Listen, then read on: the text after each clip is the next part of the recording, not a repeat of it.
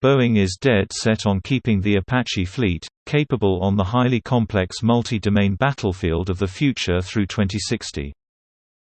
Boeing has released concept footage of a high-speed Apache attack helicopter during the Vertical Flight Society's 75th Annual Forum and Technology Display, and it looks awfully familiar. Known as the Advanced AH-64 Block II compound, the concept will serve as an interim solution in the U.S. Army Future Vertical Lift (FVL) program.